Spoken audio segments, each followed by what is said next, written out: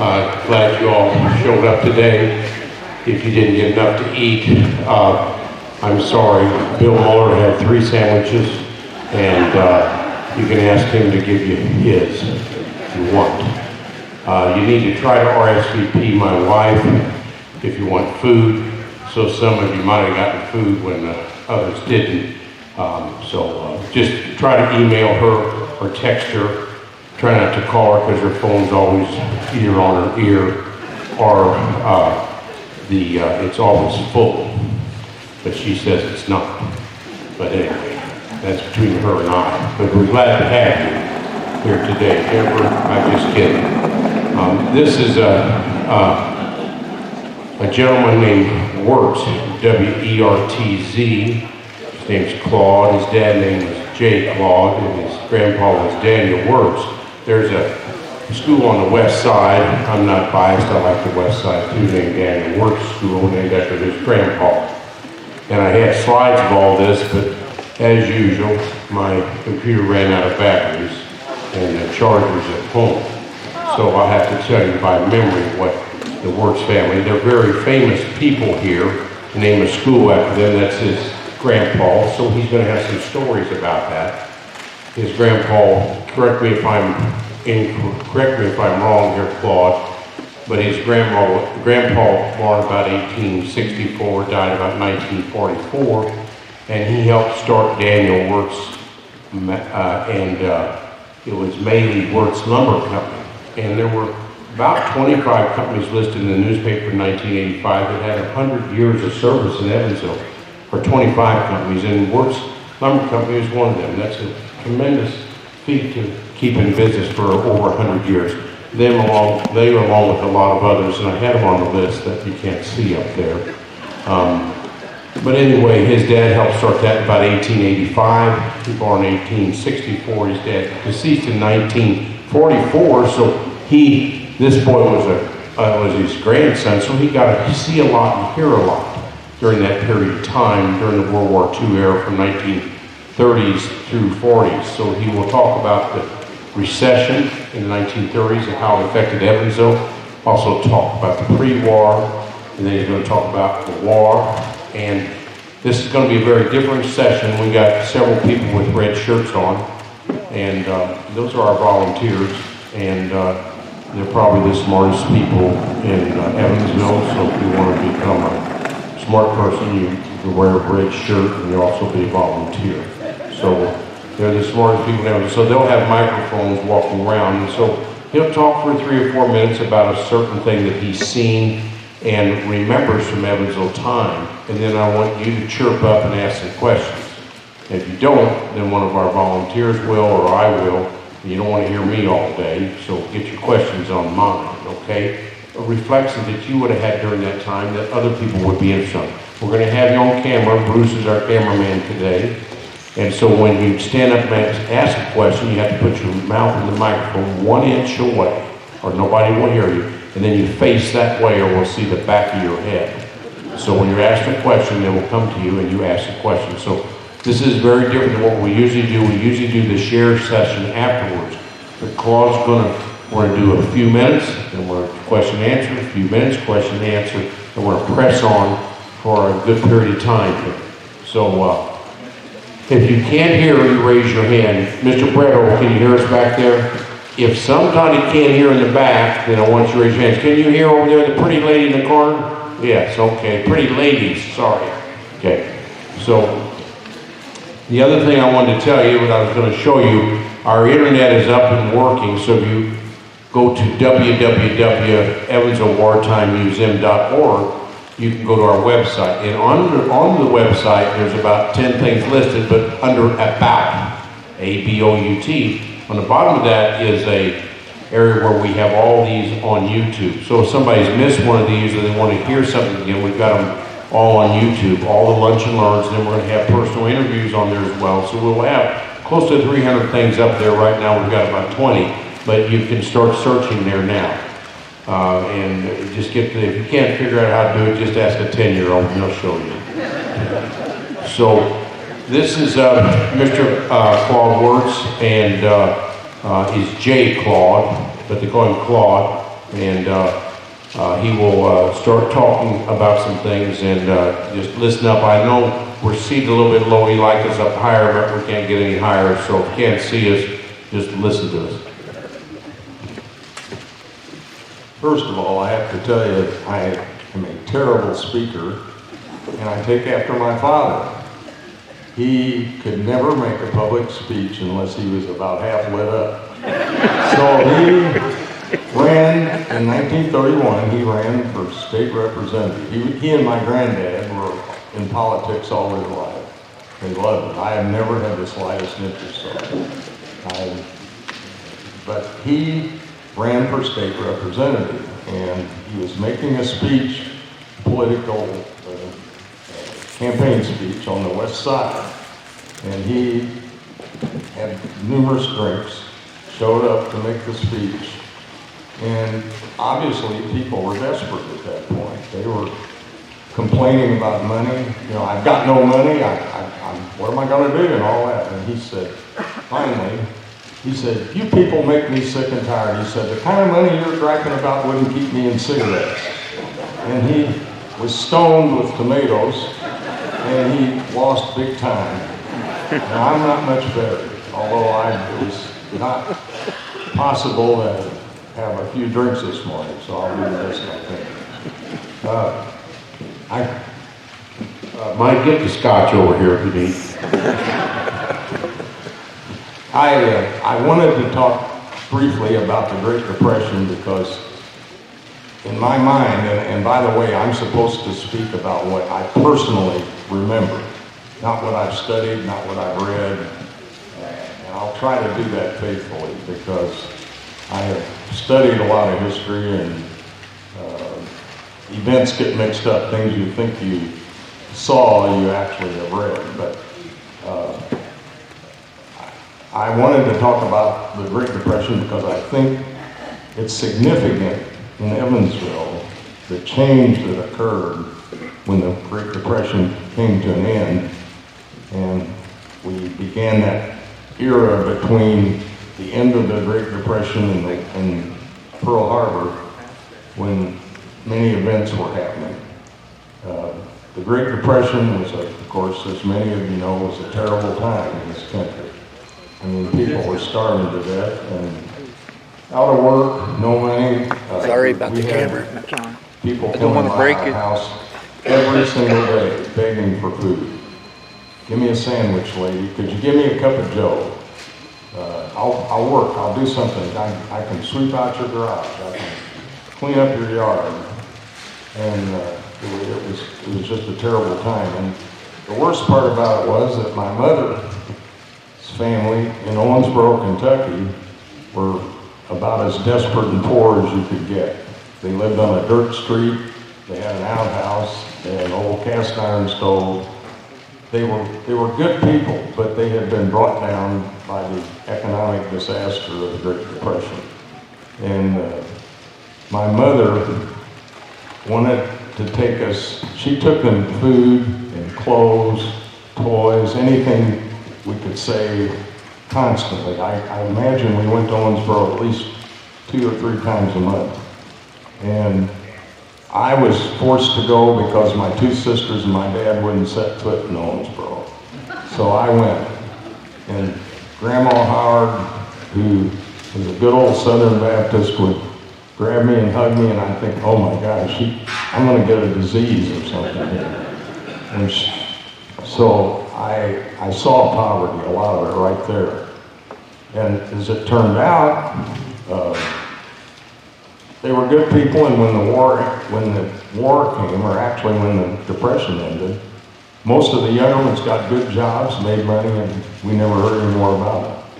But all sorts of tragedy hit them. My mother had a sister that was trying to pick up something above the fireplace, just a young child, and her dress caught on fire, and she was burned to death.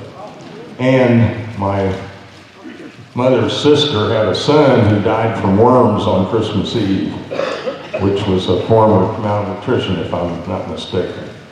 So I went to Owensboro a lot. I spent a lot of time at Mesker Zoo, in the middle of the 30s because my dad was president of the park board. He was very proud of the zoo.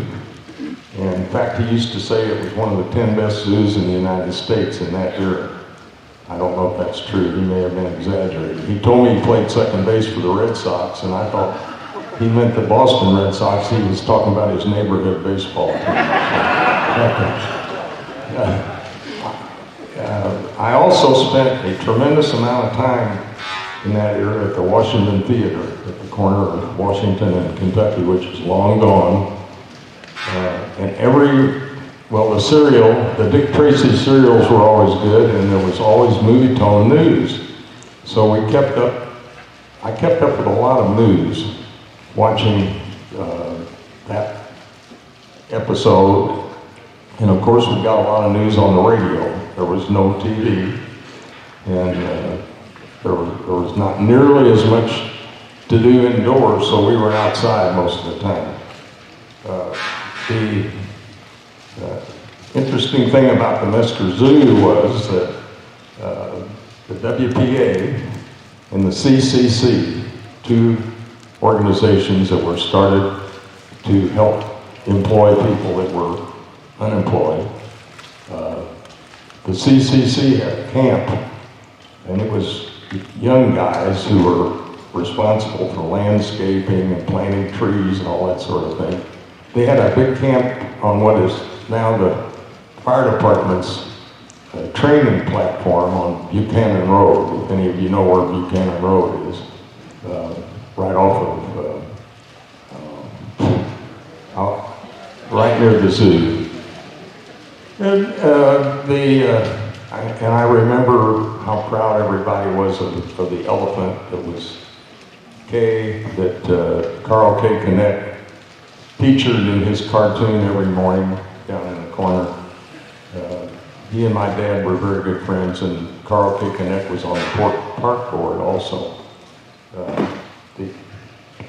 Okay, we want to have a little interruption here, so you think of things during the recession from 1930 to 42. If you can think of a few things, we want to start over here and raise your hands if anybody's got some comments about the Great Recession. Number one, what he talked about was unemployment in Evansville was close to 15% in the 1930s. We had in 2008, with this bad economic turn, unemployment close to 15% in Evansville, and we couldn't stand it for less than a year, and that happened for 10 years. So it was a terrible time in Evansville and other places. He brought up the CCC and WPA. They made a lot of if you go down to First Street, they made the brick road down there.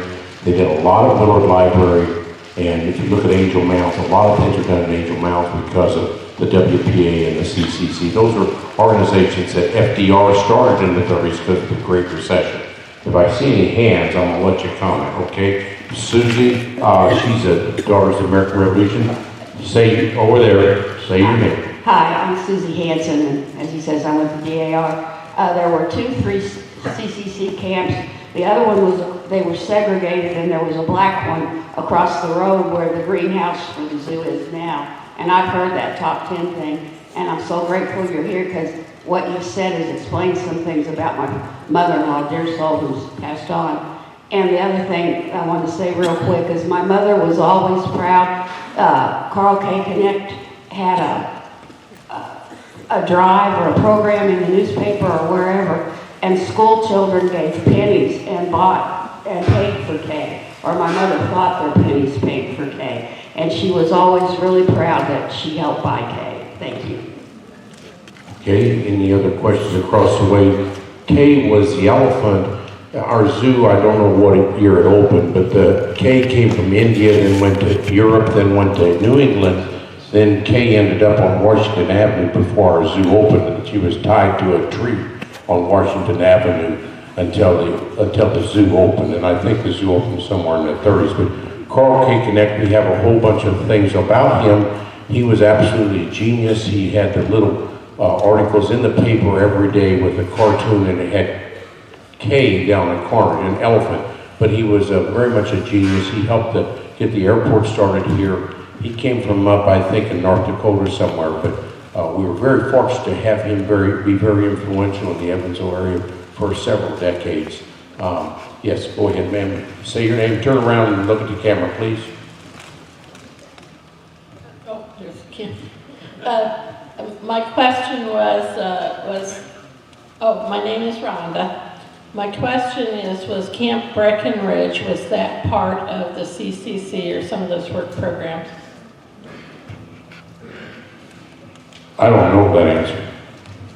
I don't know either. I don't think so. I think it was built for the war, but I'm guessing. I don't know that firsthand. I might mention too, since the WPA was so successful, I'm sorry. The WPA also built Dress Plaza, and they built a lot of the exhibit areas at the zoo. The CCC put in some of the landscaping at the zoo. The WPA built part of, not all, part of the wall at Oak Hill Cemetery. And they did a lot of work. And it was highly criticized at the time by hard right-wingers because it was, that we have no right to give jobs to do this. But it was very successful.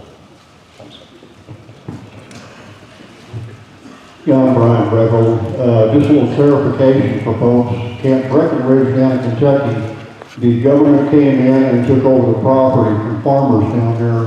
My side of the family lost some of their farm on that. It was set up strictly for the Army as a training camp. So they could get them ready to go to further training for their classes for different things, infantry, tank. But that's what Camp Breckenridge was originally set up for down in Kentucky. The other thing in the 30s, if you look at World War II history, the 30s was a very important incubation period for the United States. We improved our railroads, we improved electricity. You look at the TVA authority, the dams. And so those things, World War II couldn't have happened. We couldn't have moved all this industrial infrastructure that we created in World War II if that didn't occur. So dams, electricity, all those things improved in the 30s. Yeah. Just one comment. I know my grandfather and my wife's grandfather, one of the things they told us, I think this is correct, that not just in the city of Evansville, but if you're traveling in the surrounding counties or even farther, anywhere you see a grove of like red pine trees that are really big and everything, those were trees that were actually planted on that program, and they're not necessarily native around here. So those are things that you don't really realize that was part of those programs. That's very interesting you bring that up because it is absolutely true.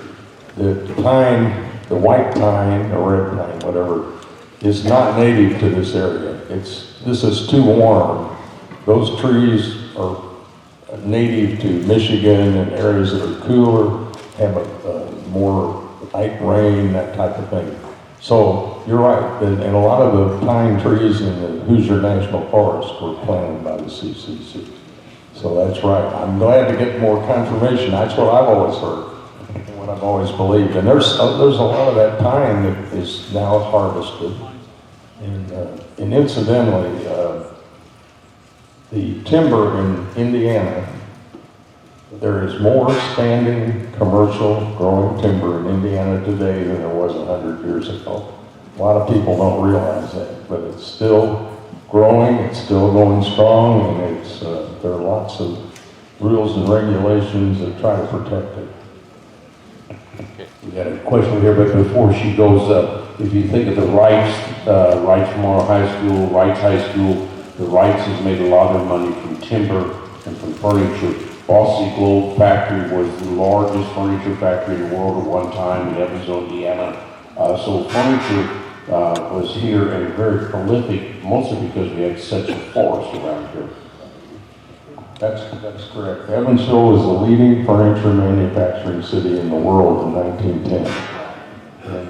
And then it later moved to Grand Rapids, and then later to North Carolina. I don't know where it is now. North Carolina's been devastated by imports, and many companies went out of business. I wonder, We got one more. This isn't a question. You were just talking about Mesker Zoo and the elephant. My sister-in-law, back in 2018, worked at USI, and she did a documentary about Kay and Bunny. And I just wanted to kind of promote it since you were talking about Mesker Zoo. It's called Two Elephants. It's a sad, sad story about the treatment that Kay and Bunny received. And kind of Bunny did get loved toward the end, but I just wanted to bring that up since you were talking about Mesker Zoo and how Kay kind of tugged at the heartstrings of everybody here in Evansville. But the documentary is called Two Elephants. Janet Coleman. My sister's name is Charlene Kay. They got Charlene because they're supposed to be a boy. They got a girl, and so they changed the name to Charlene instead of Charles. But her middle name is Kay, and I think it's because of that elephant. So it's pretty influential. I won't tell her I said that. One more question. Yeah, Say your name, turn around. yeah, I'm Mark Fehrenbacher. Live in Fort Branch now, but I grew up near the old Armstrong School up there on Highway 65. And I served on the board of the rec center in the early 2000s. And one comment is that the Armstrong School was built by the WPA in 1936. And there was a plaque there saying, you know, the contract number, what it is, and it was built in 1936. And the other interesting part of it is, I think, under that contract, the government supplied the material, and the local farmers was the ones that actually physically built the building. And one interesting thing that they did when they built it, in the early 2000s, we had to redo the roof on the building.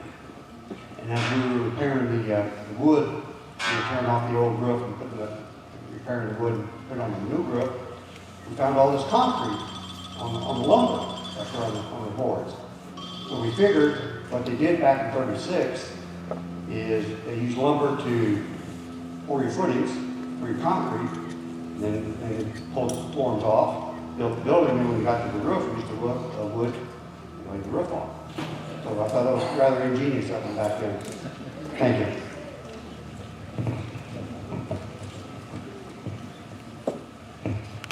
I just wanted to mention, you might find this interesting, you might not. I went to the Washington Theater so much that I remember this personally. It was 12 cents for a ticket and a nickel for popcorn. And the movie tone news it was amazing how it kept you up to date and what was going on. One other thing that I think about today is really interesting, and I didn't understand at the time. I went to Stanley Hall School, grew up on Baird Park Drive, right halfway between the park and the school. And there were kids that came there from the orphans home that was on Lincoln. It's gone now. It was right east of Lincoln High School, I think. And I felt so bad for these kids because I thought their parents were dead. Well, actually, in the Depression, there were many, many kids that went to orphans' homes because their parents could not support them. They couldn't feed them. And I didn't know that at the time, but I have since learned that. And of course, when their parents were more able, then they left the orphans' home and went back with the family. But there were many that were handled that way. Two other things from that era. Of course, the '37 flood, and you're all pretty familiar with that, but I would mention that the WPA did an awful lot of the cleanup afterward. And I remember driving down, or riding down Riverside Drive between Kentucky and downtown. In that area, the water was up to the roof of most of the houses along there. And the mud, the trash, it was endless. And the WPA cleaned all that up. And they had lots of little outhouses out on the sidewalks where they could use a restroom. The one other thing that happened right after the flood that is still in one of my I find it so interesting, and that is Amelia Earhart. And I mention it because I personally remember hearing the news on the 2nd of July, 1937, that she had disappeared And there were reports that night and again the next day that ham radio operators in this country were picking up signals that they believed were from her plane. And yet today it's still one of the great mysteries. And I don't know if they'll ever solve it. There's a new theory, a new theory almost every 2-3 years of what happened. There is there are a lot of companies now that are doing underwater research. They found one of the Jap ships sunk at Midway. They found several things underwater that the technology is so advanced they can do it now. And this outfit wants to search around Holland Island where she was supposed to land. And it'd be an endless search. I don't know how many square miles it would involve. They want to try to see if they can find her plane. And I don't know how deep the ocean is there. It's many, many thousand feet. So, but Amelia Earhart always fascinated me.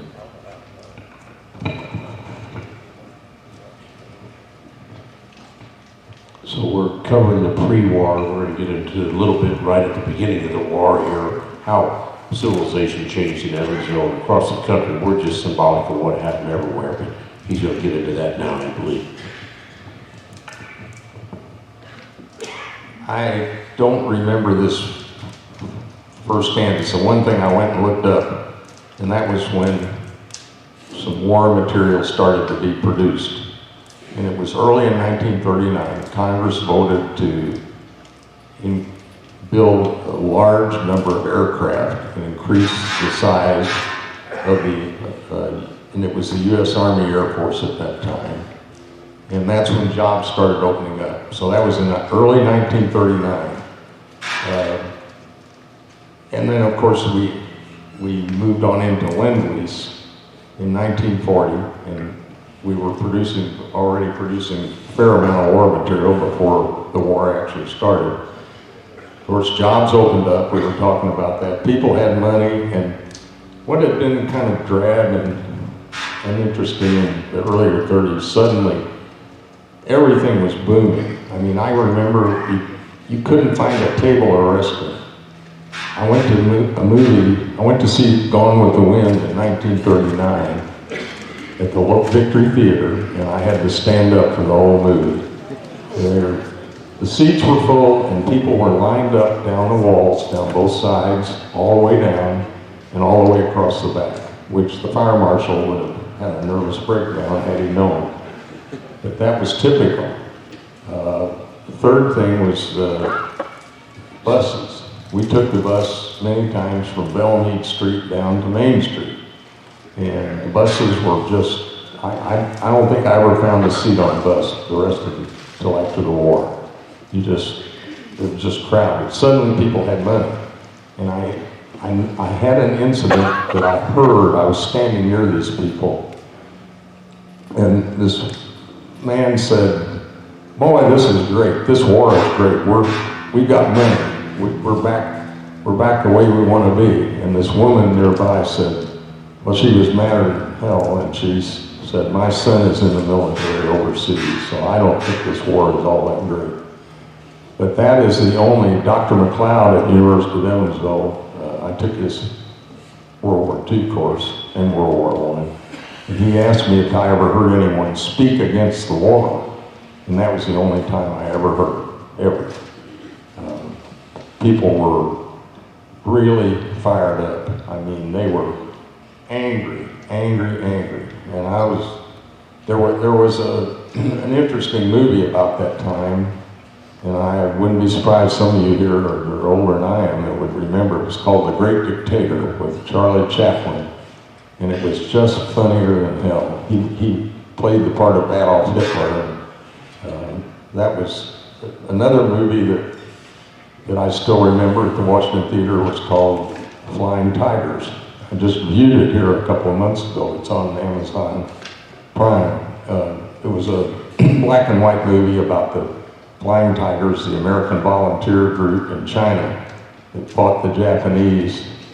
And John Wayne played the lead in the movie, and the Washington Theater was full that day, and there's a scene where there's a dogfight, and this Japanese pilot is shot in the face right through the windshield. He throws his hands up, and blood goes everywhere, and everyone in that theater stood up and cheered. I mean, cheered.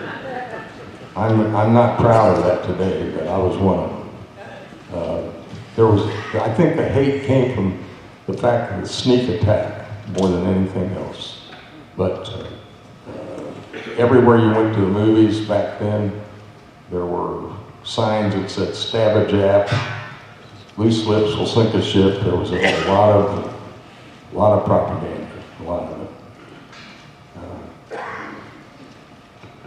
Okay, now we're getting ready to start in World War II of how important things happen in all across the country. But just while he's getting these thoughts together, in Evansville we had about $2 million in contracts in World War II, prior to World War II. After World War II, like in 42 or 43, we had $600 million in government contracts. That's just, you don't even know what that means, but to make the atom bomb, it cost us $2 billion. To create the B-29 and drop the atom bomb cost us $2 million. So we're 1/3 of the amount that it cost to make those two things everybody knows about. So we had a heck of an economic incentive here, and it's a tremendous thing that happened now. So now we're going to talk about a little bit of us moving into that and how that changed.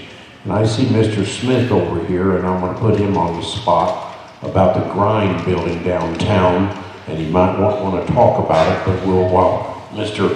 Wertz is getting his thoughts together, you stand up over here. The Grind building was one of the prettiest buildings in Evansville, and it's located where Citizens Bank is downtown, catty corner from the old post office. But it was pretty important to Evansville, and tell us why they were so important, Mr. Smith, if you can, about the sugar and making Coca-Colas. The last part to Coca-Cola was the pushing in the sugar. And he had all the sugar contracts, or his ancestors did. It was my grandfather, Connor Grind, and they would take barrels of sugar. Oh, closer? Okay. Anyway, I didn't get involved until, in when was it? It was 49, 48. But they during the war, they would take Coca-Cola, and they had all sugar contracts, and they would mix it in the Grind building, or not the Grind building, but the building on 4th Street. 4th Street was it? I believe it was. It was a 4-story building, and they take the everything and mix it, and with electric drills and that kind of thing, with an auger in a barrel, and then siphon it off. But that's all I can remember. It was, as far as he had a little jobbing business in the 50s, and candy and everything, and I would drive in with him in the store, and then he'd deliver to different places around, and Highland Inn was my favorite spot because it wasn't too far from home, and you know what a soak is? Where you dip I'd get a soak on the way home. The Grind building was one of the prettiest buildings, like the McCurdy's still live in. The Grind building was it touched the Vendome Hotel, it also touched the Grand Theater, and it was about 4 or 5 stories high, and because they had the sugar contract, the Coca-Cola needed the last part of the Coca-Cola. So very important, the Grind building. Absolutely, it tore it down about 1955 or 56. It's across from the Acme Hotel. So we shouldn't have torn it down. It's one of the prettiest buildings in Evansville.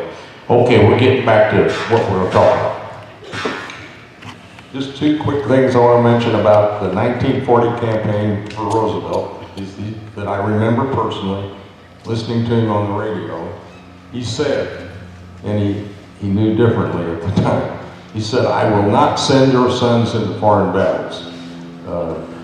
And of course he was opposed by it. Lindbergh was one of the people who were on the peace. It wasn't a party, but they were fighting against him. And the other thing I remember about his speeches was that he gave a campaign speech maybe a month or so before the 1940 election. And it was a very impassioned speech, and he ended it with "Amen." And there was a lot of controversy, but it was a very powerful speech. Now, okay. December 7th, 1941, the date that will live in infamy. I was at the Washington Theater. The news that was on was showing the two Japanese envoys. I think one was Cruz, I've forgotten the other guy's name. They were negotiating with Cordell Hull, the Secretary of State, and it looked like it was just a lot of talk, but I came out of the theater with my sister, my dad picked us up and he said, the Japs had bombed Pearl Harbor. And we said, where is that? I mean, I think the feeling I had from people at that time was we were expecting the Japanese to attack the Philippines. I think that was a given, that they were headed for Southeast Asia and the Philippines. But of course, Pearl Harbor was a huge and terrible surprise. And like everybody else, I listened to Roosevelt's speech on the 8th of December with Congress. And Bataan and Corregidor are still very strong in my mind. I was 10 years old. I don't know why. I remember a lot about that, especially Corregidor. I think the reaction in Evansville in general was everybody, I mean, the volunteers were enormous to get into the military. And another story I remember from early in the war, some of you may recall, a pilot of a B-17 named Captain Colin P. Kelly. The rumor was that he was our first hero. He was alleged to have sunk a Jap battleship off the Philippines. That was not correct. He actually, what he did that was heroic is he kept the controls of his plane and kept it level enough that his crew members could bail out and save, and then he crashed and was dead. And I'm not sure, I think they gave him the Medal of Honor, but I'm not positive. But that was a huge story early in the war when there was absolutely no good news whatsoever. And I remember my sister had a friend named Jimmy Eads, who I guess he'd already been in the military, but he was killed very early in the war. We were all devastated about that. Let's bring up some questions of anything that you have. But what he brought up was Corregidor.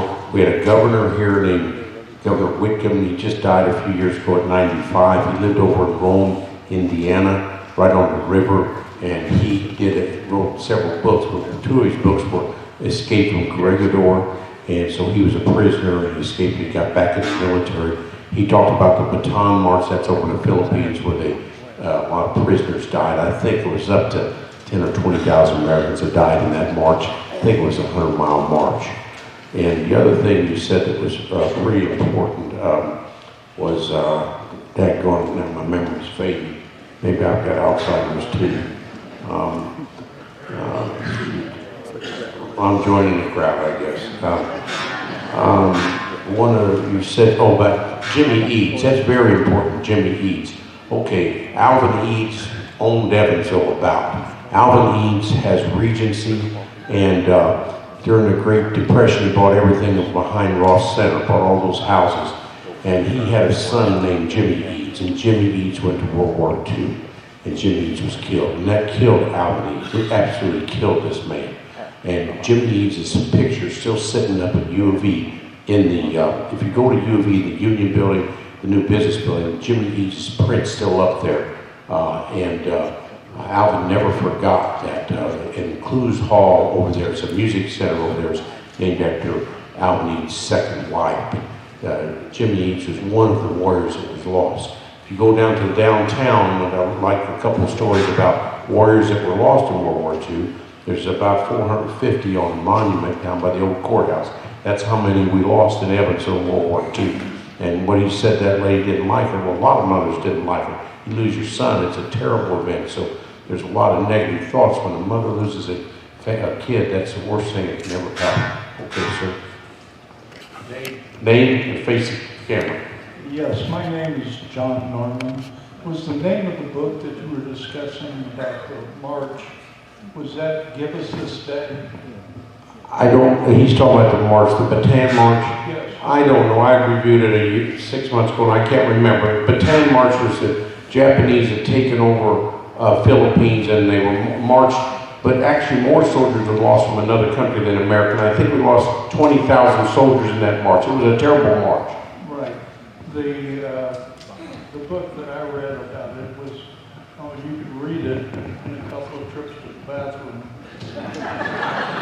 But it was very gut-wrenching about what the conditions were for those guys marching.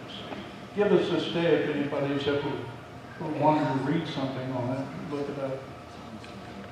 There was a lot of documentation in the movies and the news and everywhere about the death march in Bataan.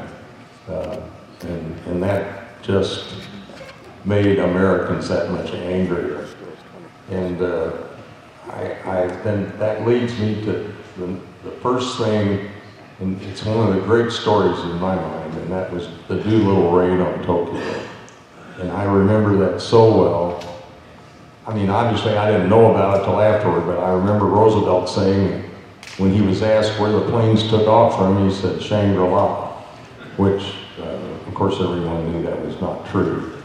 But I've recently done a lot more reading about the Doolittle raid, and one interesting thing that you might find interesting is that when Jimmy Doolittle, who flew the first plane off the carrier and had the shortest deck, and it was nearly a miracle that he could make it. When he was airborne, it said there was a cheer that went up in the convoy and in the task force. It was so loud they were afraid they'd hear it in Tokyo, 800 miles away. That's how, and 80 men were involved in that.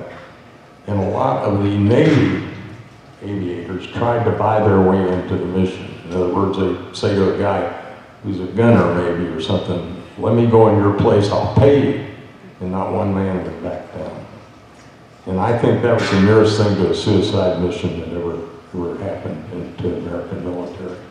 But it was a great moment. And then when Midway happened right after that, obviously again I didn't know until it was over, but I remember very clearly in the Evansville Courier a picture of the Japanese cruiser Mikuma that was just battered to, and it finally sank. And there was real rejoicing over the Battle of Midway because it turned the whole war in the Pacific. And there was a lot more fighting ahead, but the Battle of Midway just destroyed any offensive hopes the Japs had from then on. We built 16 fleet carriers and they built 3 after that. And we were totally in control.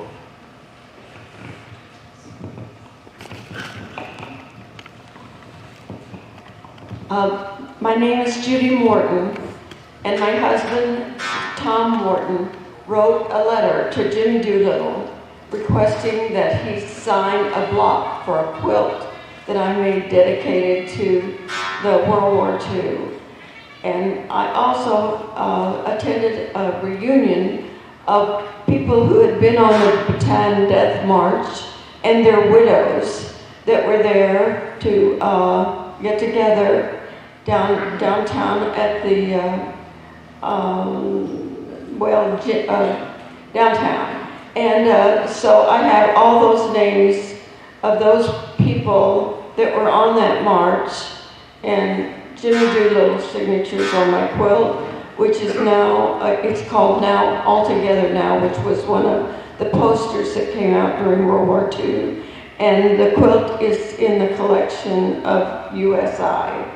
So sometime when they show it, you may want to look at it. It's been on television and featured in Kentucky. So thank you.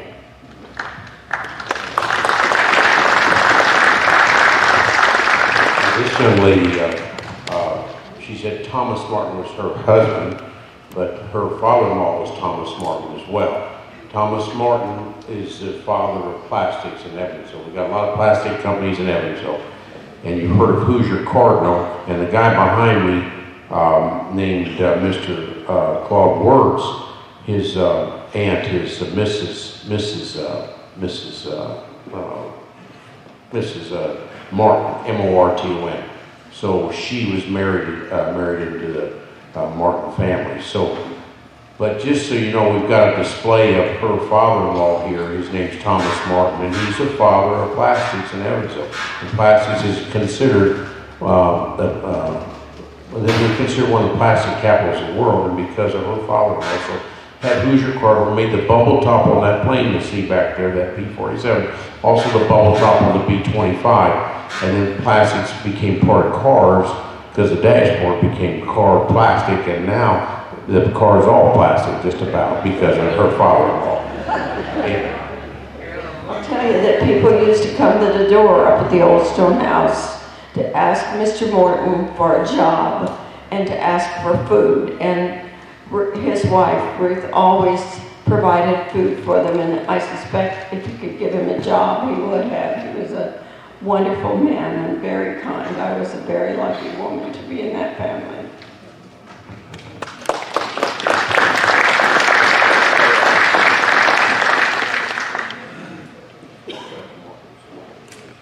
Yeah, Tom Morton was my uncle.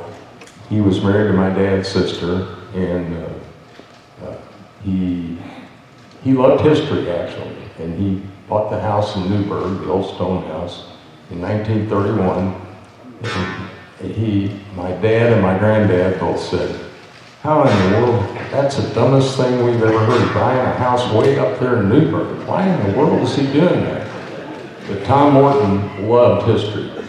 And he was a very interesting man. He was a Kentuckian, born in Island, Kentucky, yeah. And he went to Purdue and came to Evansville, and Hoosier Cardinal was originally called the Hoosier Lamp and Stamping Company.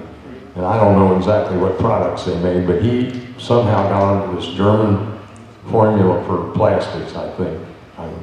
I may misstate something, but he did very well with it, and he was very instrumental in getting Evansville a hearing in Washington. He was one of the people, there were others, that got a hearing in Washington and got all the defense contracts. So he brought injection molding over from Germany in the 30s, which is tremendous. And that's part of why Evansville became Evansville. Thomas Martin's a hero of Evansville to some degree. And when he talked about, if you go look in our front room, it talks about September of 1941. Probably Thomas Martin and a bunch of other higher-ups, meaning Ruthenberg and Mayor Dress and Bainey, all went to Washington D.C., got a lot of contracts sort of semi-signed in September 41. Remember, the war didn't start till December 41, but they were proactive, and that's a lot of why we got a lot of that $600 million in contract. I do recall when the shipyards and the public aviation were built, it was done very rapidly, early 1942. The housing situation, Gatewood Gardens, which is gone, was at Turf and Columbia Street, right down the street from the lumber company. And Fulton Square is still surviving. That was part of the government housing. I guess you've all heard that housing was absolutely a real problem. I mean, the population just zoomed. And I have seen figures, I don't know, you probably know how many people were employed at the shipyard. I've seen figures as high as 32,000. I don't know if that's true. What he's talking about, I think they say 19,000 shipyard, but essentially in the 40s, we got there are statistics between 60 and 80,000 influx of people. So 60,000, just that we use 60,000. And what he's talking about is apartments. We have 1,800 beds of apartments. 1,800 beds, so we're going to put together 58,000 people. Well, they carpool from all around here, and the buses, the buses were loaded, we were short of rubber. That was our problem for tires. We had gas, but they carpooled them in or they did hotbeds. A hotbed where I had a bed in the house and somebody go work and somebody else would jump in the bed while it was still hot. And there was hotbeds everywhere in Evansville because there wasn't enough place to hide all these 60,000 workers. So what he's talking about, he saw these gardens. They were all supposed to last about 2 years or during the war, and some of them are still standing. They weren't built of the best construction, but they're still around. Right, correct. Streets that were closed, there were a lot of streets out around the lumber yard. I used to go there with my dad every day on Columbia Street. Maxwell was closed from Garvin to 41, I believe. I remember that, and there were big concrete bunkers that were, they tested, I think they tested the guns on the tanks that were being reconditioned at Chrysler. I saw that from, you could see the bunkers from 41. They were just on the other side of the railroad track there at Maxwell and Fairs, or Maxwell, yeah, Maxwell and Fairs. All the streets around Cervelle were closed. 41, Kentucky Avenue was closed right at Division Street. You couldn't get up anywhere near Cervelle or any of that area. In 1943, there was a huge explosion at Cervelle, right on Franklin Street, and it was all top secret. No one ever knew what happened. It supposedly was in the lab at Cervelle. I'm talking about things I just odds and ends I remember from looking around during the war. There was an empty lot across the street from my house between Baird Park and Stanley Hall School, where we played football and baseball and so on, and they set off, the civil defense people set off several bombs there just to, I guess it was designed to let you get a feel for what would happen if bombs were dropped on us. And it was kind of exciting. We enjoyed it. It was like a fireworks display. And I was told by a friend of mine to be sure to mention one thing, and I'm sure that all of you are probably aware of it, but the United States produced more war material than all the rest of the world combined. And it was an enormous boost, and women had a lot to do with it,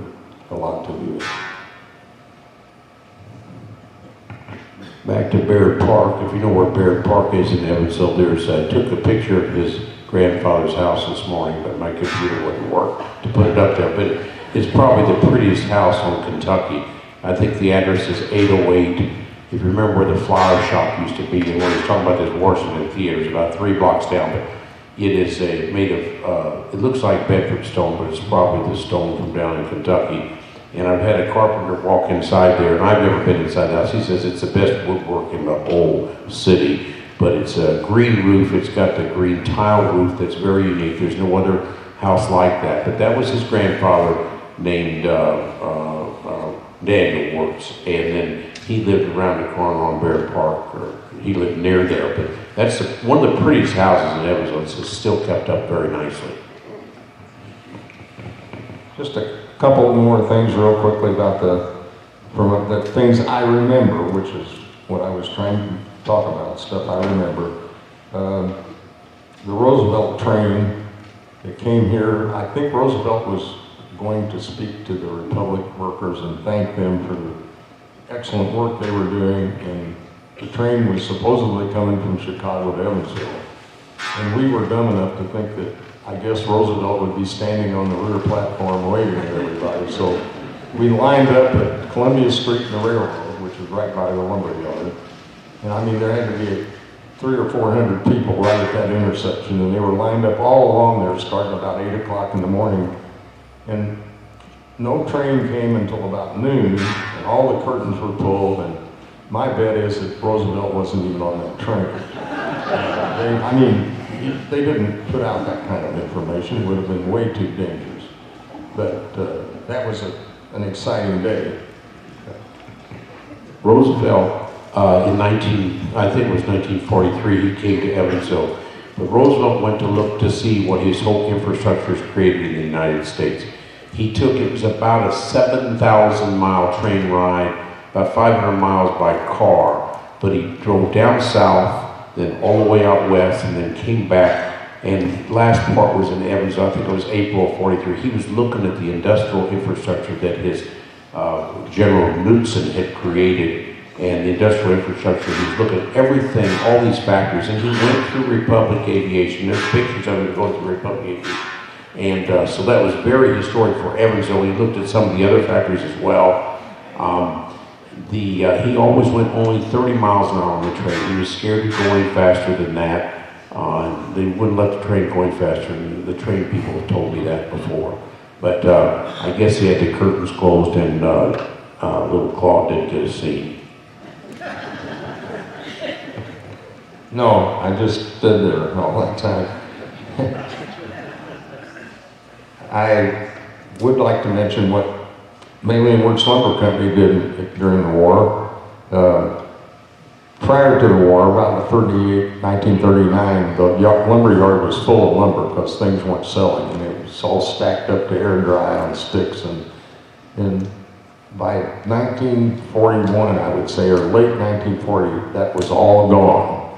And all they did in World War II was saw white oak timber to make parts for troop trucks, the kind where men sat on benches on each side. Maybe you can get a picture of that. That's all they did was saw white oak, and it went to 3 or 4 different companies. One of them was Hercules Manufacturing to make those trucks. And we sent, and this I didn't know at the time, but I learned at WWII that we sent 6,500 of those trucks to the Soviet Union, which saved them from walking or riding horseback to Berlin. So it was very significant. Although my dad used to complain, he said, we're destroying the white oak in southern Indiana. Well, it didn't happen. It's all back. It's still there. But that's all they did was saw white oak for those trucks. So they were involved in an indirect way with war material. Hercules just burnt. Look at Hercules, the factory, probably 1 million square feet, and it burned about a month and a half ago. They were the biggest manufacturer in the United States of buggies, 84,000 buggies in the year 1921. And we have a display of some of those buggies they made, and they helped make lorries and other things because they were good at making parts to the truck. Not all the engine part, but a lot of the back part of it. There was an interesting story about Roosevelt's dog, Follow. He was accused of having used a U.S. destroyer and spent a lot of taxpayer money to get his dog.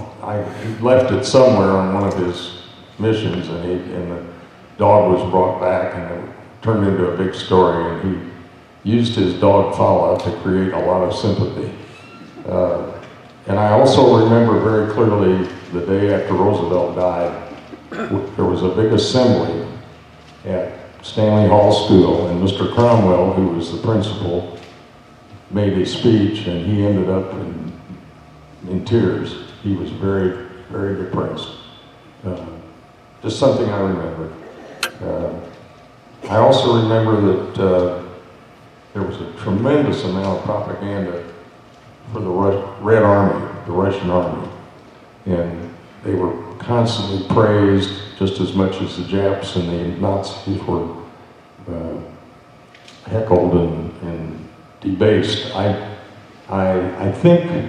still think that one of the things that happened in this country is that we were misled by the propaganda to a certain extent, and when we fell out with the Russians over Poland, then it suddenly turned in the other direction very dramatically. And actually, the Russians deserve a lot of credit for what happened in World War II. They lost 25 million people, almost 40% of the deaths in the war.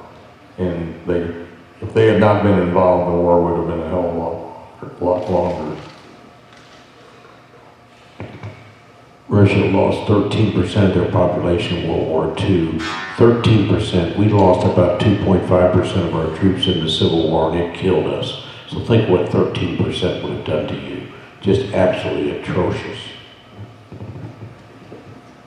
Something interesting connected with that, a friend of mine who's deceased, George Wright, who owned Wright Motors, was serving in naval intelligence in World War II. And he told me many years later that whenever we were going to invade an island in the Pacific, that they would receive, about a month ahead of time, they would start receiving maps of showing the beaches and other important information. And he said they'd receive these maps, and the next thing you know, then about a month later, we'd invade that particular island. And he told me that in June and July of 1945, which was before the end of the war with Japan, that they were getting maps of Russian territory on the east coast of Russia, Vladivostok, the Kuril Islands, and he said there was definitely thoughts that there might be an invasion of the Russians. And of course, that information never came out, never happened. Curtis LeMay, who commanded the American Strategic Air Force that nearly destroyed Japan, had 11 Russian cities lined up for an atomic bomb.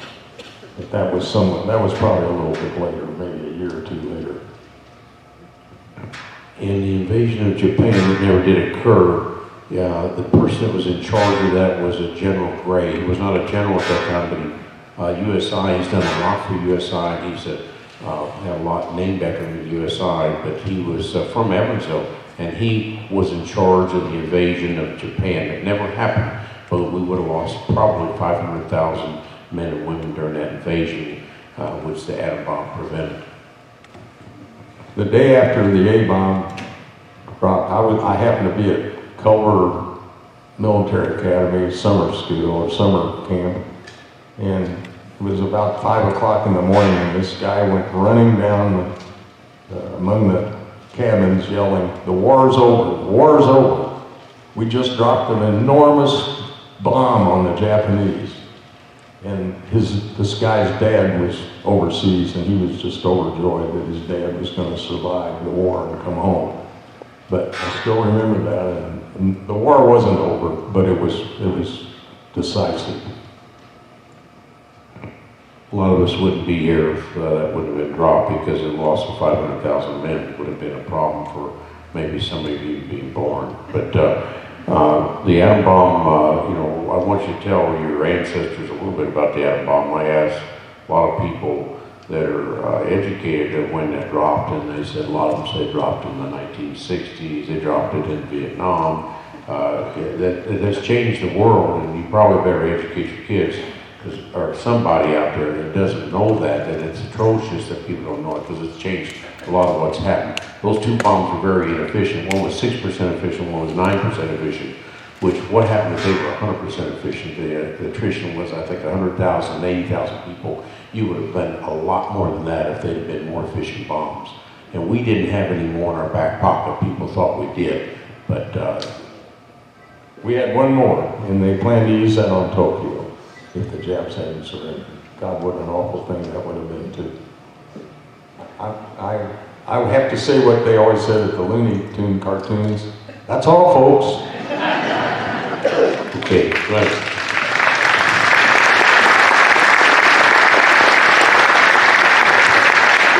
Okay, we'll open up to questions over here, starting anywhere. Just stand up and raise your hand. We tried to do some of that beforehand, a little bit different than we usually do.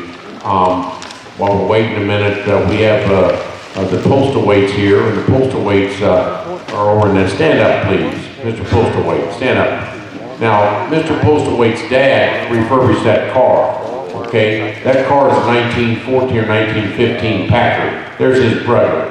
Their dad refurbished it, $10,000 of fixing that car. That car is General Pershing's limo from 1914, and that was going to the trash hole till these guys and their dad got a hold of it. It's just an unbelievable piece of machine there that they're letting us show instead of being a drive.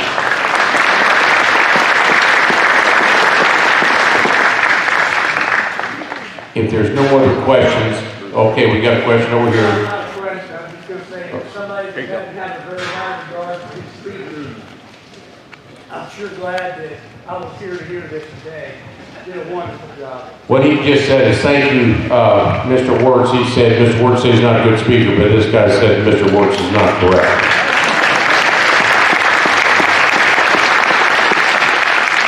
Okay, 2 weeks from now, we've got a guy that's going to talk about the evolution, the beginning of the EAA, Mr. Braun, and he's coming from the city of Hancock, Kentucky, and he's an expert in ultralight planes, and he's hopefully going to bring 1 or 2 of his planes and have it on display here. That's 2 weeks from now, so love to have you all here and try to send information to my wife to get a free lunch. Thank you for today. Appreciate it.